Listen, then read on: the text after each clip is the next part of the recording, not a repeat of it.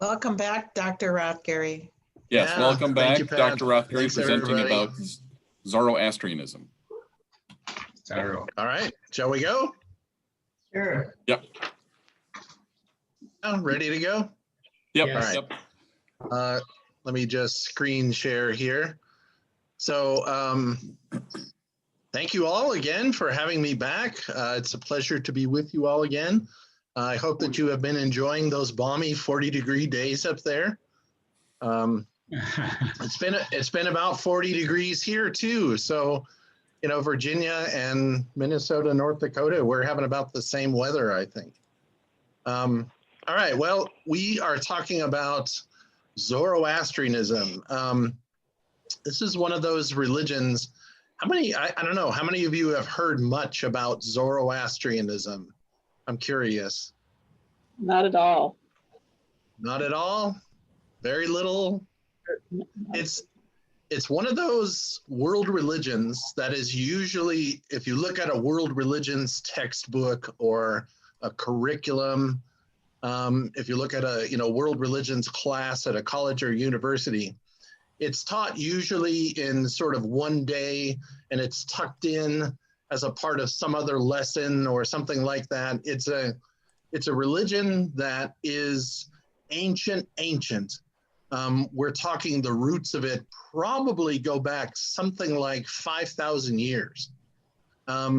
It's an ancient religion that has a lot in common with ancient India. And we started out, talking about Hinduism and the ancient Vedas and Sanskrit and all of that. If you look at the religious texts of Zoroastrianism, this is a religion that's found mostly in Iran, ancient Persia, but it's a set of religious texts and traditions that have a lot in common with ancient India. A lot of the words are not only similar, a lot of the words are the same. So a lot of the religious texts of the Zoroastrians is called the Avesta. And Avestan has a lot of words that are identical with ancient Sanskrit. So I studied Sanskrit, and when I look at Zoroastrianism, I see a lot, like, for example, the main ritual in Zoroastrianism is called Homa. And Homa is the Sanskrit word for these ancient Vedic fire sacrifices. And the thought is that 5,000 years ago, there was this ancient set of cultures, sort of Eastern Europe and towards South Asia, called the Indo-European culture. And that they got tired of the cold. I'm sure you all can relate to that. They got tired of the cold in sort of Northern Europe, and many people started to migrate further to the south. And some went into India, and that became Vedic Hinduism, and some went into ancient Iran, and that becomes Zoroastrianism. Now, Zoroastrianism is kind of this interesting religion that is small, not very well known. Today, there are about 125,000 followers. Now, I don't know, what is the population of Fargo-Moorhead? I don't really know. Fargo is 125,000. 125,000, that's about what I thought. So imagine all over the world, the number of people in Fargo-Moorhead that constitutes the entire world religion known as Zoroastrianism. Not very high in terms of numbers of adherents. There are some left in Iran, a few scattered in various places throughout what we would call the Middle East, a few in Iraq and Syria and other places. Most are found in India, and especially around Bombay. It's a group of people known as the Parsis in India. And they've actually had a very large influence on Indian religion and culture, far outpacing the size of their numbers. And part of the reason why I think it's interesting in this context is not only those ties with India and ancient Hinduism and that kind of thing, but Zoroastrianism, for scholars of religion, Zoroastrianism is a religion that has had far outside of its numbers a far greater influence, not just on religions of South Asia, but on Abrahamic religions. And if I were to describe to you a set of religious traditions that believe in a God of light, a God of morality, a God of order, a God who created the universe with human beings in a favored position, and that human beings enter into a kind of moral relationship with this God, and that human actions matter, and that human actions can actually help this God turn the world toward light and order and goodness, and that there are realms of what we would call heaven and also what we would call hell. There are also forces of evil in this world, and you can even put a name on some of that. The word shaitan is a word that is sometimes used, and we'll get to that. It's related to our own ideas of Satan and that kind of thing. But this, imagine if I were just describing a religion without giving it a name, and it had all of those aspects. It had heaven and hell. It had human beings acting in a close moral relationship with their deity. This deity is a God of light and order and morality, and that insofar as we live well and we follow the moral order, we will end up in this heavenly realm with this creator God, and that if we don't do well, if we act immorally, we will end up in a dark, shadowy realm that would rightly be referred to as a kind of hell. That sort of religion actually describes much more Zoroastrianism than it does early Judaism. So let me just say that one more time. You might think that what I was just describing it sounds a lot like kind of Judaism and then Christianity and Islam, right? Judaism and Christianity and Islam all believe in a God of light and goodness and morality, and that human beings have a favored position in the created order, and that we all need to act with morality, in proper relationship with this God who is a God of goodness, and that there are forces of evil that are pitted against us, and that we can hope for a life after our death here, and that there are heavenly realms and realms of hell, and there are heavenly forces and also dark demonic evil forces. You would think that we were describing Judaism and Christianity and Islam. And in many ways we are. But the thing is, in its earliest forms, the Judeo-Christian Islamic traditions, especially early Judaism, for its first several centuries, wasn't really a religion like this. And it was, however, very much at the core of this other religion that we call Zoroastrianism.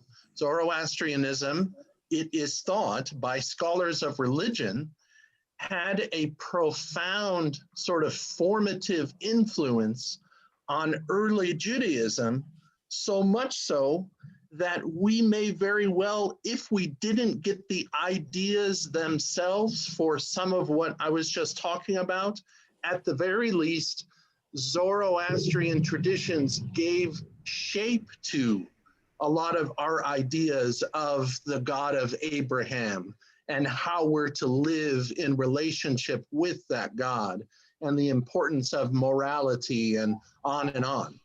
If we didn't get those ideas directly from Zoroastrianism, at the very least, Zoroastrianism, this ancient, very small, not very well-known religion from Persia, had a profound formative influence, especially on early Judaism, and then has an influence, therefore, on Christianity and then on Islam.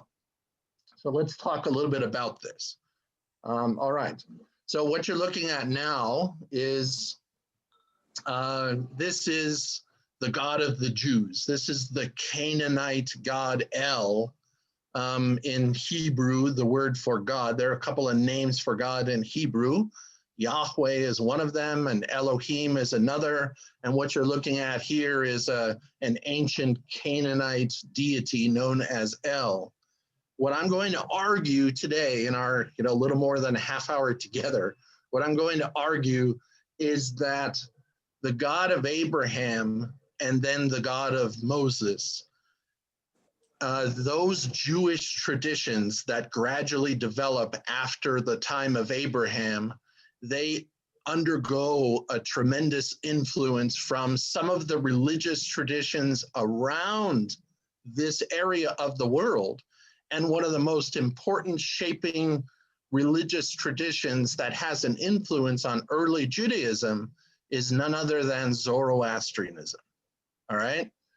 And so let's go back about 1800 BCE. So around 3,800 years ago, this is the time of Abraham. And what you see on your screen is a map of the travels of Abraham. Abraham was born in what is today modern, southern Iraq. So in the city of Ur, just south of the Tigris and the Euphrates River. It would have been in what was formerly known as Sumeria, and just to the north of that, Babylon and Babylonia. Abraham has this call, and we all know about the call of Abraham. Abraham is called to go off to a far off land, and there he will learn the identity of a deity who is calling him into a special relationship. And when he learns this identity of this God and he begins to worship this God, he will be given a boon, a covenant. He will be given a land, and he will be given more descendants than there are stars in the sky. This is what, in a lot of ways, gives birth to Judaism, right? This is Father Abraham, not just Judaism, but then Christians and Muslims also see themselves as Abrahamic. Going back to 1800 BCE, these travels of Abraham, you can see the dotted line here.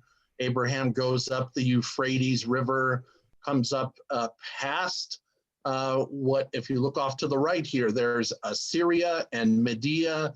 This area to the right is what would be modern Iran. So Iraq and Iran, Abraham comes from this area, but he's called to travel off to Canaan.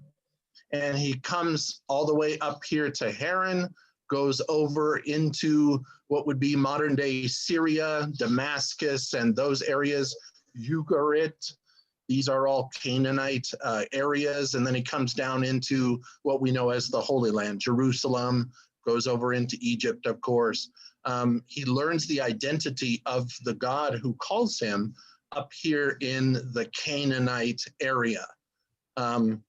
So what I want to point out here is that we're going to do 3 minutes of what ancient Near Eastern religions would have been like. What would these religions have been like for Abraham as he traveled around these lands? What these religions would have been like would have been, these are sort of the gods and goddesses of the biblical world. The gods and goddesses of the biblical world, and even of the early biblical texts themselves, there wasn't a very strong idea in the oldest strata of the Hebrew scriptures that there was only one God, and that this was a God of creation and created all things, and that human beings were born into an elevated place, and that human beings existed in this clear kind of moral relationship with this all good God. most of the ancient Near Eastern religions, the way that they were shaped and sort of functioned was that the gods were much more deities, gods and goddesses of moral ambiguity. They weren't all good, all powerful, and all-knowing gods. In fact, they were mostly kind of local deities. The religions of the ancient Near East, the religions even in Abraham's own time, they would have been what scholars call henotheisms. So we know about monotheism, right? The belief in one God. We know about polytheism, the belief in multiple gods. And if you remember several weeks ago, I introduced this term, another alternative called henotheism, when we were talking about Hinduism. It's the belief that there are multiple gods. Our area, our family, our city, we have our God, but the next city over and the next kingdom over, they have their gods. And the way that most people thought about this was that all of those gods are real. It's just that we follow our primary deity, what is called a tutelary deity, right? If you can, if you can see that. This is what is known as henotheism. So the idea that there are multiple gods who exist, but there is one main God for us, right? And in most of these ancient Near Eastern religions, whether it's Babylonian religions or Assyrian religions or Sumerian religions or Egyptian religions, human beings are an afterthought, usually. They're not thought of as the peak of the created order. Deities have a kind of moral ambiguity. Even these Canaanite deities, Yahweh and El and Baal, and then you have Babylonian deities like Anu and Asherah and Ishtar or Astarte and different Egyptian gods. They aren't thought of as moral creator deities, right? They're human beings. You know, it's not entirely clear. It varies by different Near Eastern religions how human beings came to be created, but they weren't created by these all good, all powerful, all knowing single deities, and that human beings are the capstone of creation, that kind of thing. And early Judaism, if you look at a lot of the earliest Hebrew texts in the Pentateuch, we can say, the first 5 books of the Hebrew scriptures, the Jewish people were probably much more kind of henotheists. And they worshipped multiple deities. There are all sorts of texts that talked about different Jewish tribes worshiping Baal, for example. Right. Or there were many Jewish women who worshipped Asherah, that kind of thing, right? So the thought is, and you know, there are all sorts of Jewish scholars who even talk about this, Judaism doesn't become a kind of ethical monotheism until hundreds and hundreds and hundreds of years after Abraham. All right, so Abraham is there around 1800 BCE. It's probably not at least until Moses in around 1200 BCE that we get this idea of morality being really important now for the Jewish people. It's not until Mount Sinai that Judaism becomes Judaism. Elie Wiesel, the great author of Night and other texts, he says that Judaism doesn't become Judaism until at least Mount Sinai, until we have the commandments delivered. And you know, now human beings can exist in a kind of singular relationship. Judaism doesn't become Judaism until, or an ethical monotheism probably, until at least the time of Moses. Now, what gave shape to this turn toward morality and this idea of there being only one God and one creator and that kind of thing? The thought by scholars of religion is that early Judaism would have been influenced by a lot of the religions around it, and probably chief of which would be the religion of Zoroastrianism.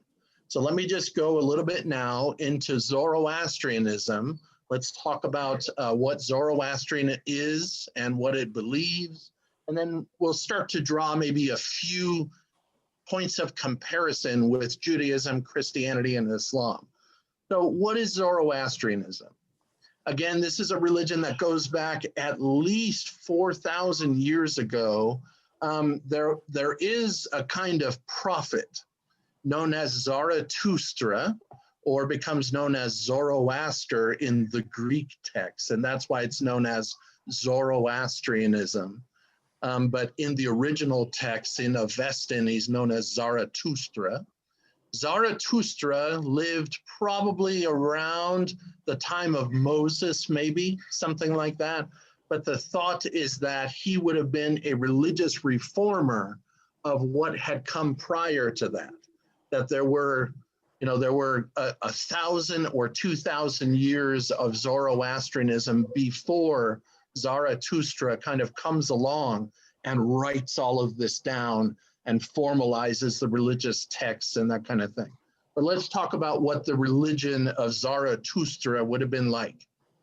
He experiences a God who was not just an aloof deity like a lot of the other ancient Near Eastern deities, where human beings are kind of created as an afterthought. Instead, human beings in Zoroastrian mythology, human beings are created as the peak of the created order. That God, in fact, the God is known as Ahura Mazda, and this name means the Lord of order, the Lord of morality, the Lord of light.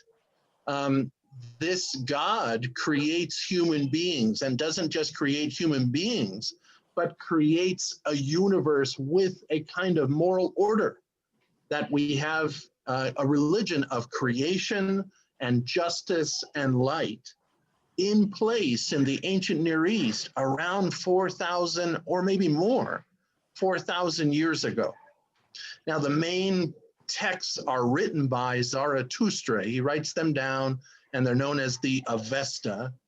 And in the Avesta, the mythology is described as a kind of a world where there has been really only one deity from the beginning of time. And that deity is a deity of light and order and morality, and is known as Ahura Mazda. However, there also exists what is called free will. And free will, this is a kind of classic philosophical or theological conundrum or problem that has occupied a lot of philosophy 101 classes or religion 101 classes. Where does evil come from? Right? If God is a God of light and morality and power and knowledge, where does evil come from? Well, the classic answer for that is that if God is all powerful and all knowing and all good, where does evil come from? Evil comes from a created order where we have free will, right? Because we have free will, we then have a choice between good and evil. Could this God of creation have created an order where human beings, where evil was never a possibility? Yes, the answer would be. But in this religion and in what becomes Judaism and Christianity and Islam, one of the traditional answers for the problem of evil is that human beings are created with free will. It's better to have human beings be able to choose good versus evil, and therefore evil exists, than just to create a created order where human beings are like drones and we must do good. I think of this in terms of my own children. My sons are in the room behind me here, and I have raised them in such a way that I hope they will naturally choose the moral thing to do themselves. Could I have been strong and heavy-handed and created very strict rules and you will do this, you will not do that, that kind of thing? I probably could have been much stricter with my kids. Pastor Eric can maybe tell you some stories about how, whether I'm strict or not, but I tend to be not all that strict. And part of the reason is that I'd rather talk to my kids about their choices, choosing the good or the alternative choices that are out there. And I would rather have them choose that themselves, right? So that's the idea of free will. Well, in Zoroastrian religion, there are evil choices that are out there, and they eventually become kind of personified in evil forces in the world, the chief of which is known as Ahura Mazda. All right, so here we have Ahura Mazda, who is a god of creation, justice, and light, and yet there is a kind of moral war in the cosmos between good and evil. And human beings play a very key role in Zoroastrianism. The thought is that creation and the world, the fate of it is still in the balance in some way. And human beings, therefore, matter very much what we do. We can actually help tilt the universe toward the good. We can help God create a kind of further moral order and defeat the forces of evil. So important is free will in Zoroastrianism. All right, so human beings now have a moral relationship with God, and behavior matters. It doesn't just matter for how I parent my kids or how my society works, but it matters even on a cosmic scale. This is Zoroastrianism. So a few things here. Zoroastrianism, then, that's the kind of nuts and bolts of it. So let me just share a few other aspects of it, including some of the influence probably on Abrahamic religious traditions.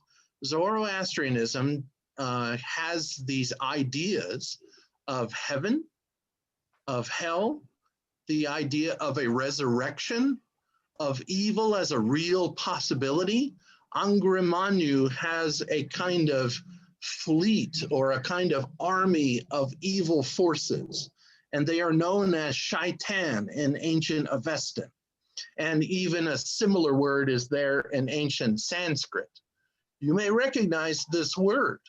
It's where we get our word Satan. So the idea of Satan, it's not there in the early Hebrew scriptures. If you look, there's nothing in there about an eternal adversary. There's really nothing in there about, the idea of a hellish realm with a bunch of, devils and demons and that kind of thing. And yet later Judaism and then Christianity and Islam, we have these ideas, right?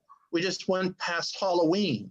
And, we have all of these ideas of the forces of evil come out. And oftentimes we talk about a central figure in that known as Satan, the eternal adversary. The thought is that even that idea, even the word itself, probably goes back to ancient Avestan Zoroastrian religion, right?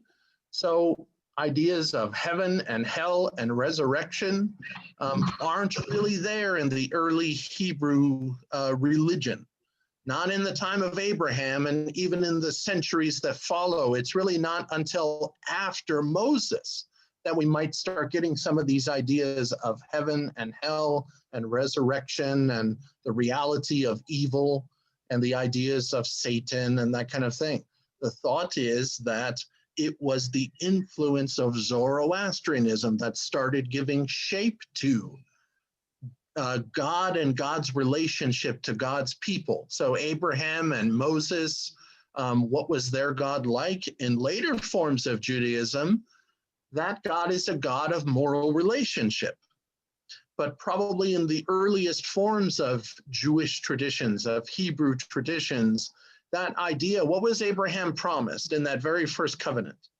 Abraham was promised land. and was promised descendants. And there wasn't really an emphasis, a strong sort of laying out of a clear moral relationship between God and God's people. That doesn't happen at least until 600 years later with Moses. And then following that with the later sort of Jewish traditions of the Torah and the Talmud and the explanation and developments of ideas of evil and heaven and hell and that kind of thing. The thought is, remember it was Elie Wiesel and several other thinkers have said, it's probably not until after Moses that we get the idea of an ethical monotheism. The thought is that that idea, that impulse of an ethical monotheism, a belief in one God only, and that God is a God of truth, capital T truth, and order and light, and that this is arrayed against some of the forces of disorder and evil and discord and darkness.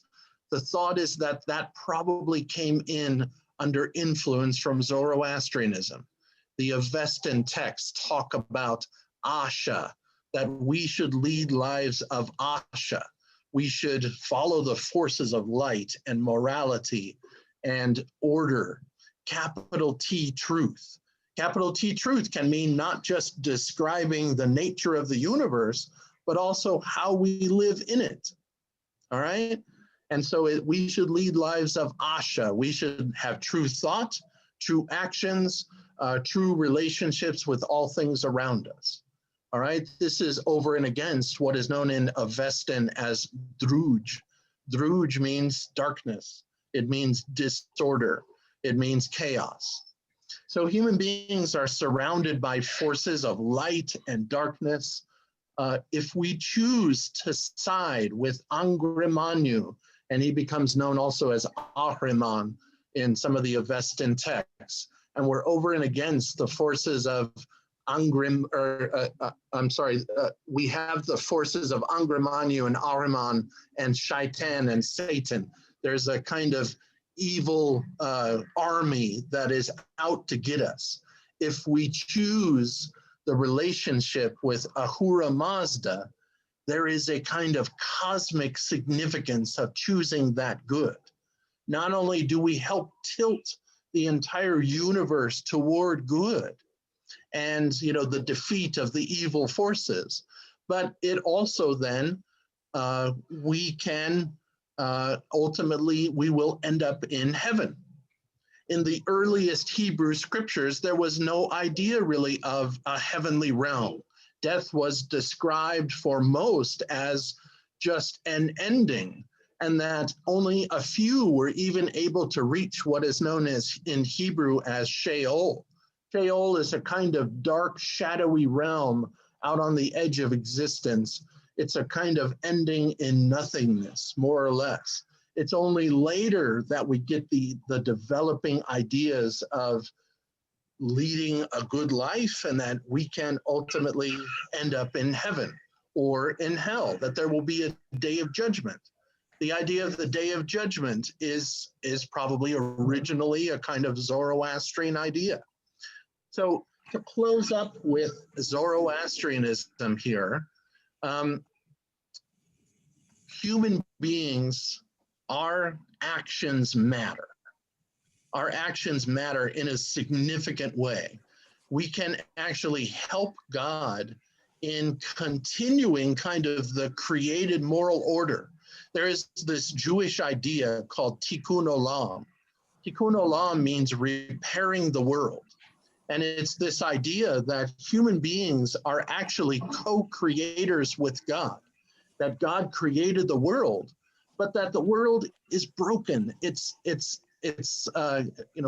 There are fractures throughout it, and that human beings, through our moral action in the world, we should go and do good deeds every day. And in so doing, we actually help to heal the world. This is what tikkun olam means.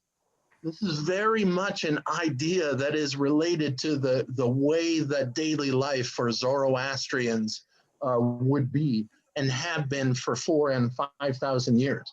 One of the key aspects of Zoroastrian ritual is that light is to be worshipped. You can see an image there on the right of a Zoroastrian fire temple. I've actually not been in a fire temple. I've been to them, but non-Zoroastrians they're not allowed to go in. And so I've been just to the outside, but can't go inside. If you were to go inside, you would see these fires that have been burning continuously for thousands of years. The same fire burning continuously for thousands of years. And they will get together, and at regular times, they will offer sacrifices. They will pour substances onto the fire in a ritual called homa. And the idea is that this is a constant reminder of the forces of light. What is fire? Fire is light. And insofar as you keep the light throughout the day and the night, you will always be remembered to choose the good and shy away from the evil. And it's not just for ourselves, it's not just for our families and our societies, but even the whole cosmos will tilt toward the good. And we can defeat the Shaitan and Angra Mainyu, and the realm of Ahura Mazda can be established, and we will go into a kind of heavenly realm if we do this every day, right? So Zoroastrianism, it's a very interesting religion with relations, a lot of correspondence with Indian religions, with ancient Hinduism, but I think it's a set of religious traditions that has had a profound influence on Judaism and Christianity and Islam. And I would just kind of close with this. You may recognize what this scene is. These are the three wise men following the star in the Jesus infancy narrative. The thought is that these three wise men were none other than Zoroastrians, that the three wise men who came from the East were probably Zoroastrian magi, they're called, right? So Zoroastrianism is one of those religious traditions that you don't hear very much about, but has had a profound influence on the religions of the world. So I'll just sort of end with that, and maybe we can take some questions. Quick question, Eric. Does Zoroastrianism also include a Messiah figure?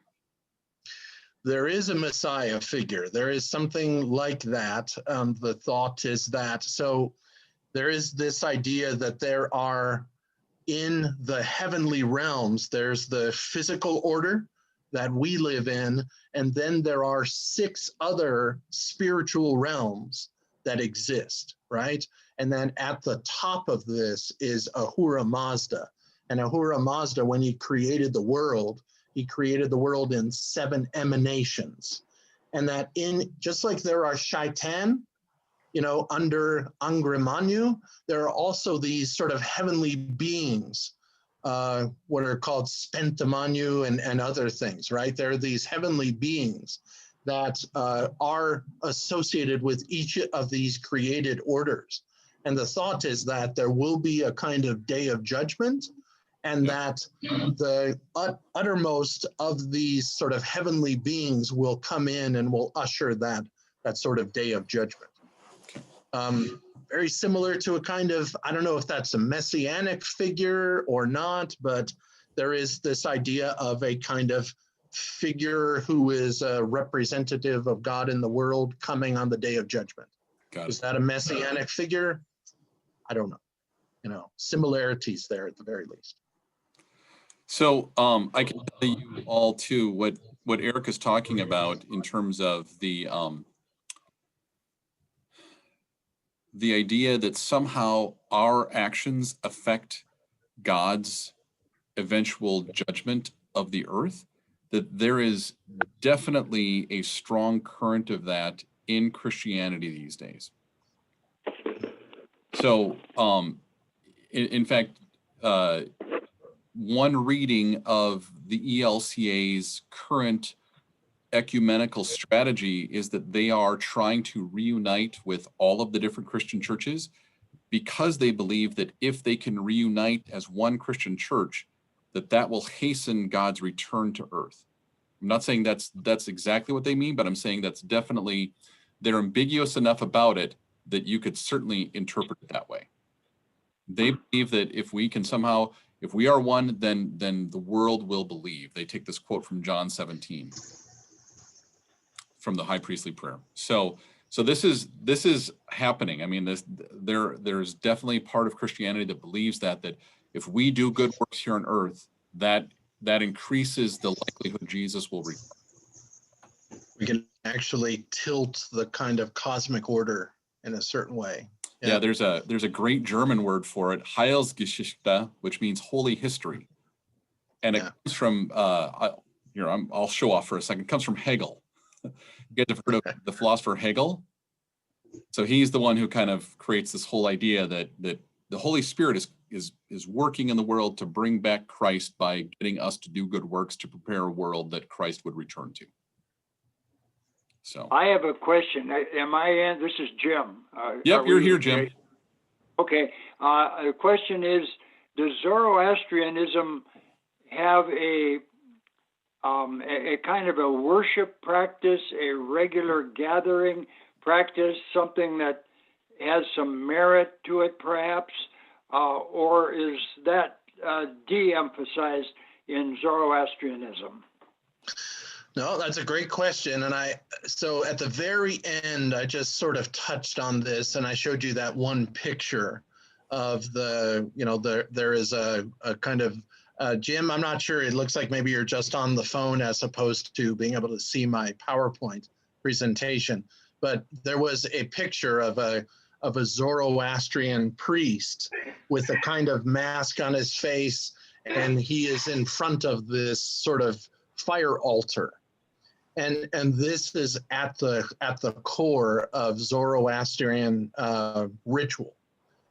These fires are kept burning, eternally, and have been burning for more than 4,000 years. And the main ritual, there are actually two parts of the ritual. One is a kind of ritual bathing. So maybe the idea of Jewish mikveh as a way of entering into the holy space, that you have to know how to ritually purify yourself. So water and bathing is an important part of Zoroastrian ritual. Once you're inside the sacred space, and by the way, maybe that bathing has had an influence on Christian ideas of baptism.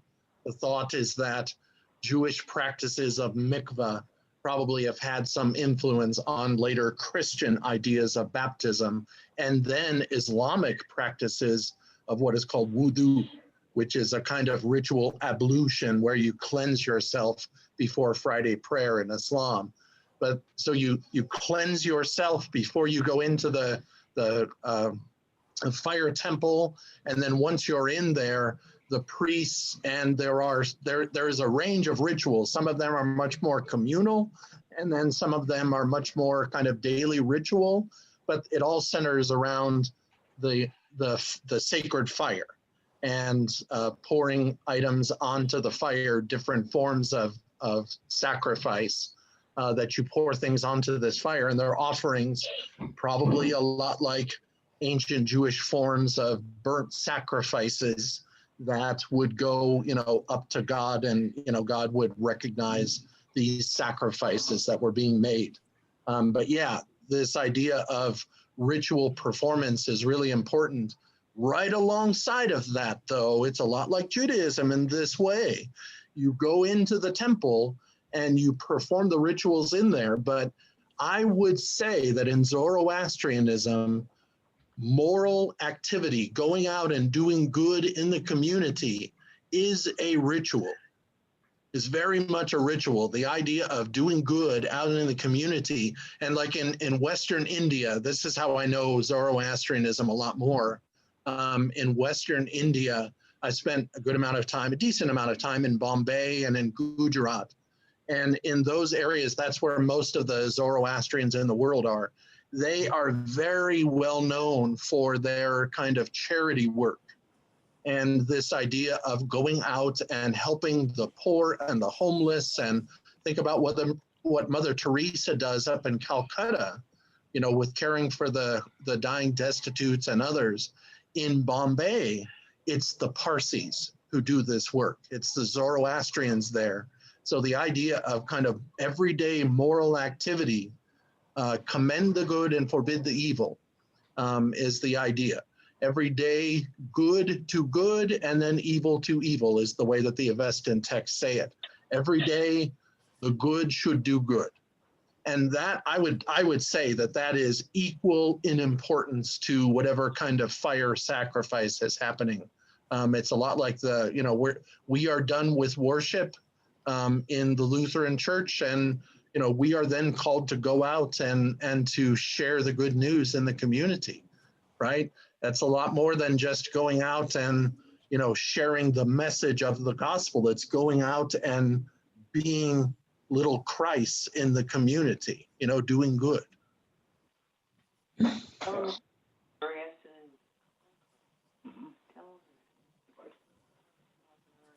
Was there something else?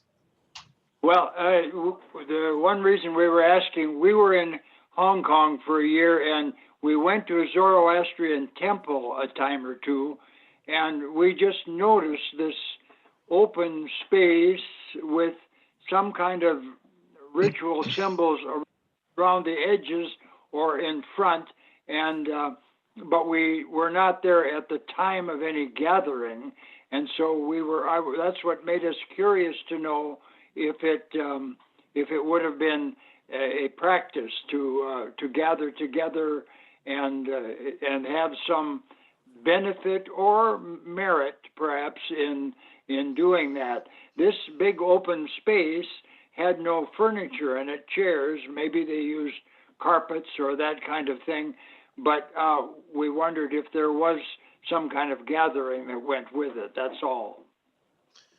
So maybe, Jim, your experiences were a lot like mine. I've been to 2 different Zoroastrian fire temples, but just to the outside. Zoroastrianism, one of the reasons why it's such a small religion, around 125,000 people across the world today, is that Zoroastrian children are only supposed to marry Zoroastrian children. And it makes it pretty tough. I taught at, what's the college in Des Moines? The name is escaping me. Drake? What's that? Drake? Drake, yeah. I was teaching at Drake University in Des Moines. Thank you, Eric. I was teaching at Drake, and I had a student there. Her name is Vera Dinshaw, and she was Parsi from India. She was a Zoroastrian student. And she described several times kind of in my world religion, she was taking a world religions class, and she described several times in there kind of the anxiety of a young Zoroastrian woman at the prospects of marriage. Imagine a worldwide community only of 125,000, and that's all ages. That's not young men and women, let alone then her prospects of marrying a young Zoroastrian boy. How do you find such things? At any rate, the same thing goes for the sacred spaces. Sacred spaces also are only supposed to the actual kind of sanctum sanctorum, the main inside area where the rituals would really occur. Non-Zoroastrians aren't allowed. You have to be a Zoroastrian to go into those spaces. Outside, there might be some, there would be like, for example, religious iconography that it's oftentimes, there is a sort of bird. I wonder if I have that on any of my slides. You did on the slide where you had all the different symbols.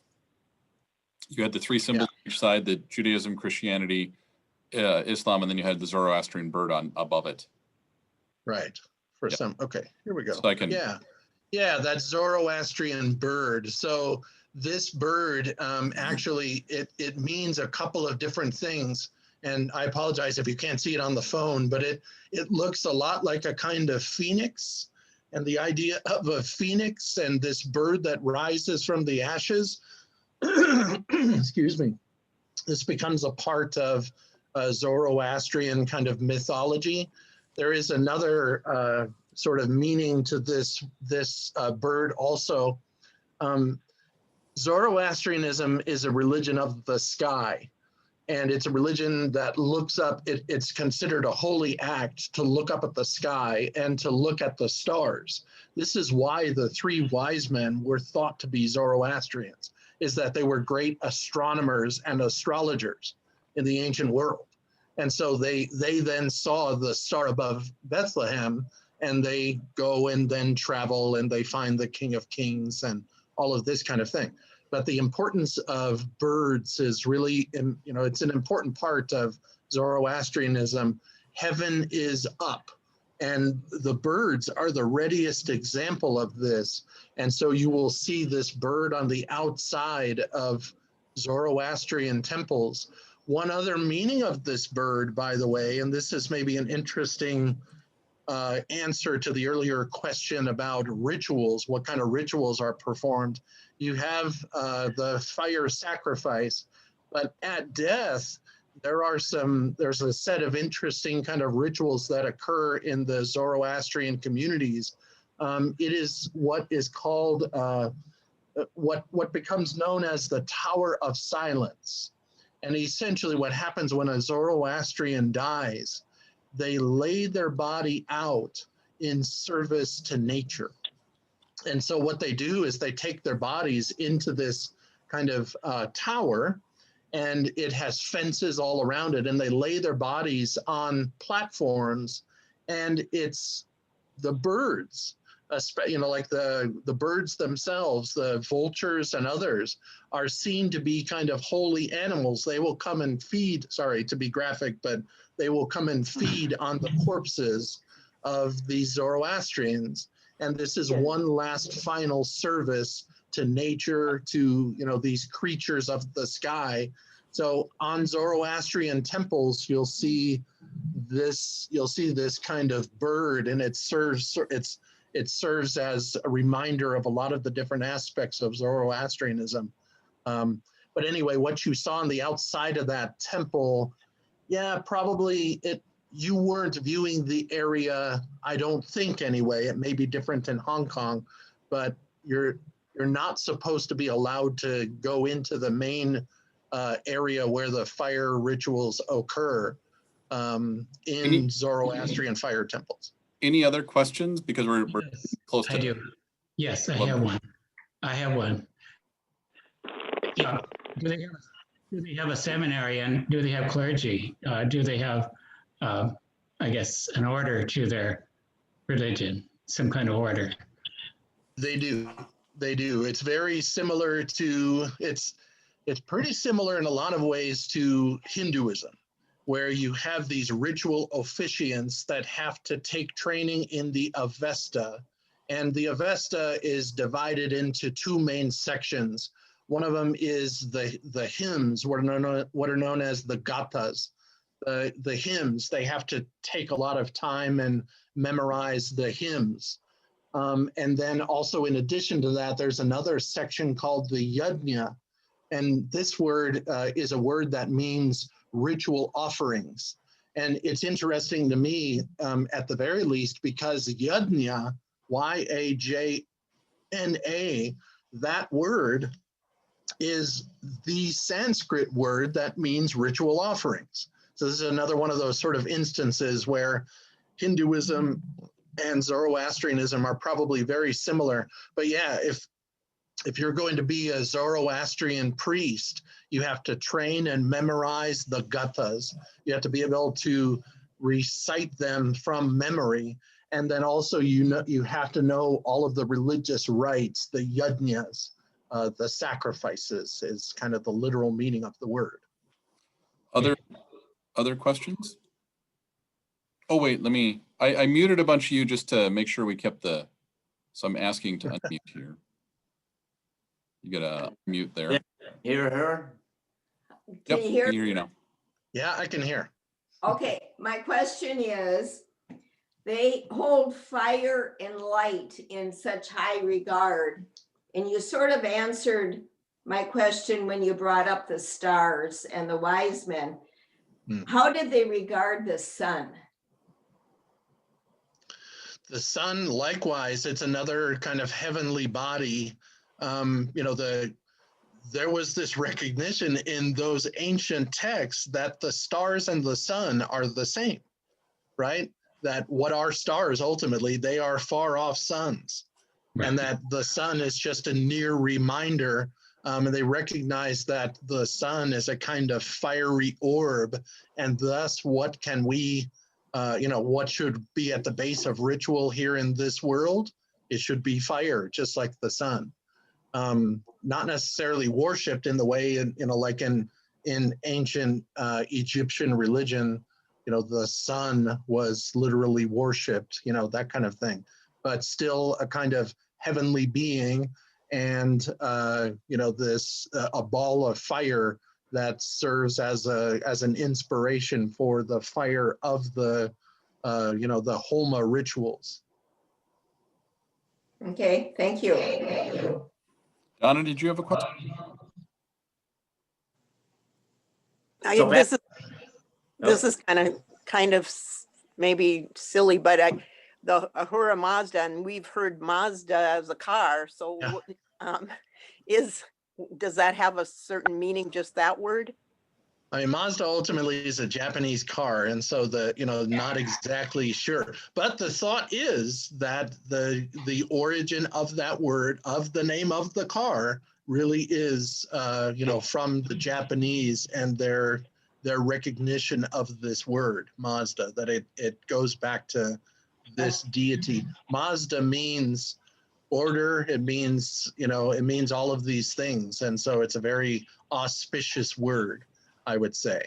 But yeah, the thought is that this may very well be the origin of the name of the car. So if you own a Mazda, you're actually a Zoroastrian.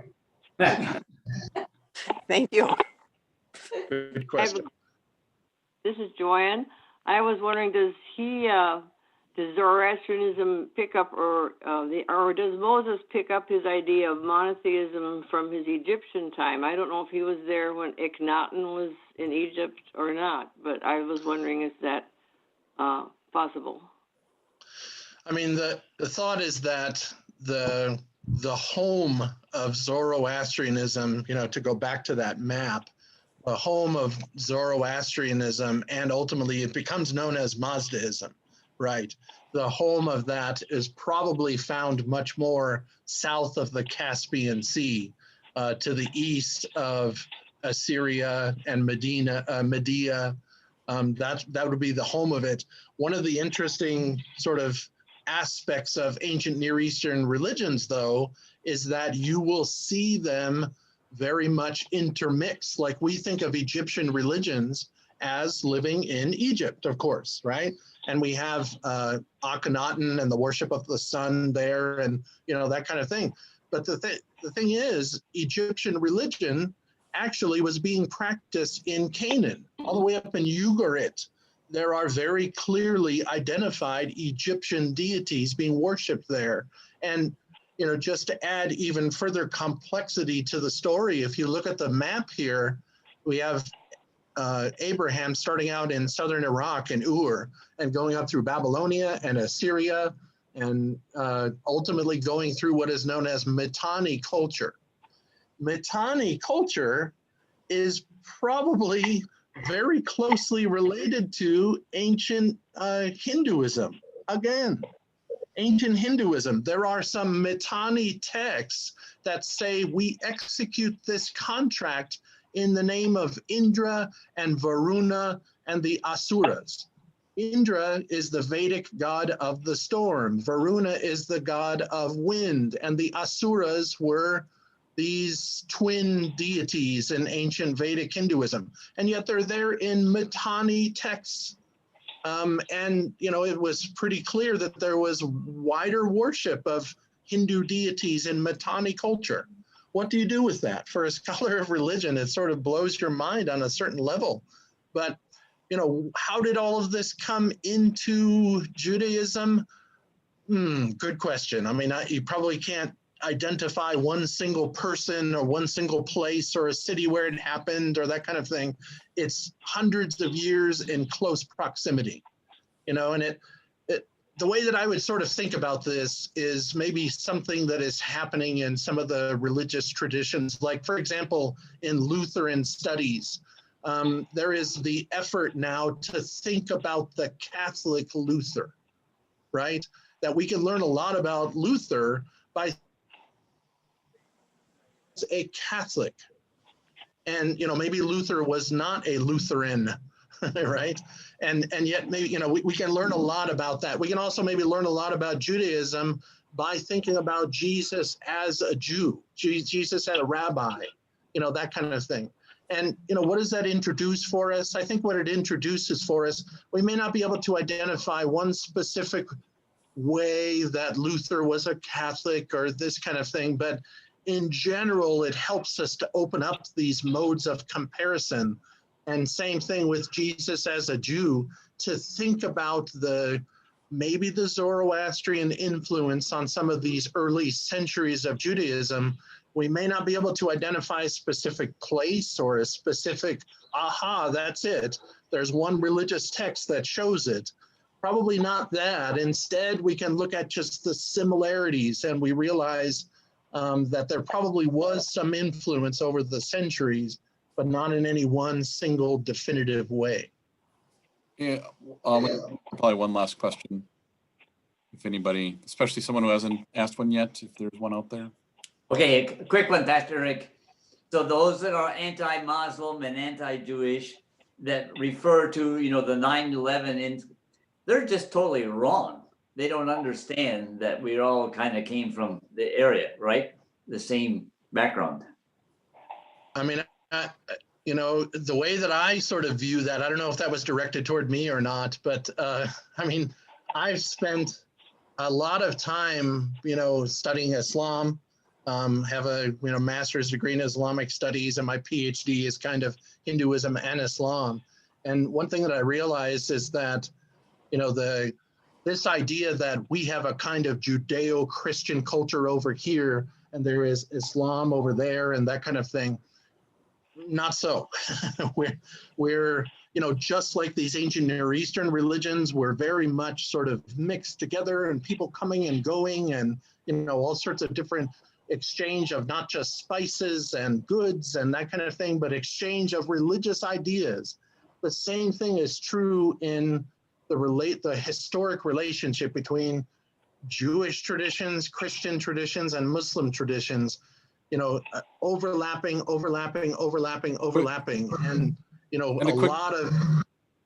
A quick thing too, I when I've heard these sorts of sentiments, Fred, and I've heard them from various churches I've been in, just remember that God covenants with Ishmael twice, with Hagar/Ishmael twice in Genesis 16:21.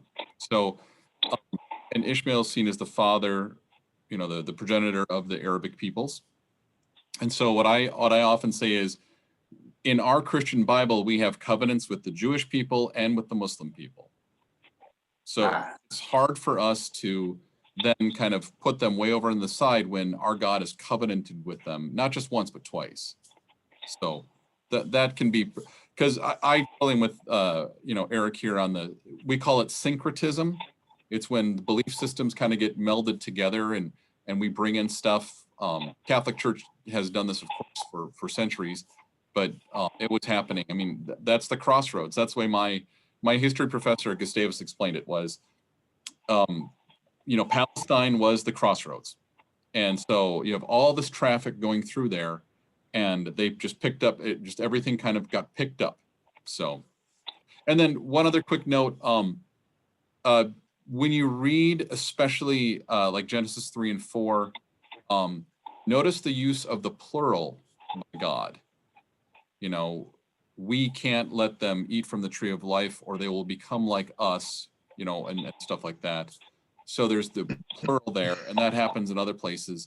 And then also notice there are these little textual things that we don't often see, like when Moses goes down to Egypt, they recognize that the Egyptians have gods them as well, that they're able to do magic, but so there is this henotheism that Eric talked about is definitely present in the text. So we're not just making this up. We make up a lot of other stuff, but not that. Yeah, I definitely make up a lot of things, but yeah, not in these areas. I would say, look, the story of Judaism and Christianity and Islam, it's the story of three siblings, with 98% DNA similarity.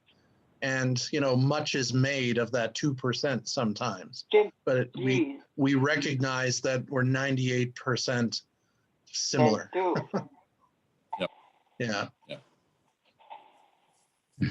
Yep. So, one last quick question. Anyone? Alan was going to ask one, and then he pulled back. Yeah, I saw that. It's like, yeah. Yeah, well, what is the definition of Near East, Middle East, Far East? I guess Yeah. those terms are. How much time do we have? Yeah, Let's exactly. go. No, I mean, this idea of Near East, Middle East, Far East, this was something that goes all the way back to the way that especially the British kind of viewed the world, right? And it's still carried forward to the present day, but your question is an astute question. Whose Middle East is middle and whose Far East is far, that kind of thing. I mean, ultimately, how do you describe this area? You can call it Mesopotamia maybe, or, I don't know. Those designators, though, what I tend to do in my classes is to say, all right, we're talking about this area as the quote unquote Middle East, but just recognize that that is such a Western centric term. That the Orientalism, yeah, I mean, there's a whole sort of, there have been books and books written on what is known, as Eric just said, what is known as Orientalism. And it's the othering of the East, and they are over there. And this is probably where some of that Islam is over there and we are over here stuff comes from. But if you remember, when we were talking about Islam, I pointed out that glasses and hospitals and coffee and universities and all sorts of things all coming from the Muslim world. And, we're 98% similar and we have joint histories and all of this kind of thing. But those designators, they persist because it's tough for scholars to talk about this area of the world. How do you describe the lands between, say, Egypt and Iran in a way that it's not, Western centric? There haven't been great terms, that have come about now. We still do tend to refer to it as the Middle East. Not so much Orient, the Orient, that term has fallen out of favor for these reasons, because when you think of the Orient, you think of these stereotypes that go with that, a kind of Oriental figure. Well, what does that mean? I mean, the Orient, the quote unquote Orient can mean a whole wide range of things. Muslims, Hindus, Indians, Pakistanis, Vietnamese, Indonesians, Mongolians, Chinese, et cetera, et cetera, et cetera. Okay. Well, great question. Yeah, we should probably wrap it up here. But we can talk Orientalism another time. That's more, I took a whole class on a grad seminar on that essentially when I was in my PhD program. So yeah, it'd be a good session to talk about that. There's some good stuff there. It's some pretty horrible stuff. So actually, but I mean, horrible in terms of way to sell it, Eric. Way to sell it. No, horrible in terms of recognizing how complicit we are in perpetuating those stereotypes. Yeah, that's what I mean. But I mean, part of it would be to also talk about the importance of interreligious dialogue and things like that have really emerged in the post-Orientalist world. Yeah. I have an announcement. The Metropolitan Opera has a terrific opera called Akhenaten, which they did last year. They're going to repeat next year, and we can see that on HD in the local theater sometime this year. But it's quite a piece. What's it called? Akhenaten, Akhenaten. after the Yeah. Egyptian Oh. deity, right? Got it. Yeah, it's very Cool. good. Well, thank Sounds you, interesting. Eric, again, Thank you. for your Thank you time very and much. for your energy. Thanks, I everyone. recorded this, so it'll be up on YouTube. If you're ever looking for these, let me know. But you can go to the website and click on Watch Worship, and then it's kind of a roundabout way. We're trying to get it fixed, but and then from the Watch Worship, you'll see the other videos because we've got Roy's videos there. We've got Eric's other videos if you want to go back and rewatch them, because this is a lot of information for us as Western Christian folk. We have these blinders on and we don't see the outside world. And when we see it, we usually have kind of a prejudiced perspective. So these are worth watching again if you have the time, or you're stuck at home for a while. Yeah. So, but next week we're going to talk about God coming near. We're going to talk about this idea of the thin places of, how the angels appeared to the shepherds in Luke 2. We're going to be talking about that. What does it mean to claim that? Because as Christians, we do not actually claim that God is just up in heaven. We actually claim that God is with us. That's what Emmanuel means. So I think sometimes we like to have God up in heaven. That's safer rather than God right next to us. So we'll be talking about that. So hopefully you can join us. If not, we'll record it and we'll put it up on YouTube. So thanks, Eric. Thank you. Thanks, everyone. Thanks. Stay warm. Go Vikings. Stay healthy. And go Broncos. Thank you. All right. We'll All right. talk to y'all later. Bye, everyone. Yep. Bye-bye. Bye. Bye. Bye. Bye.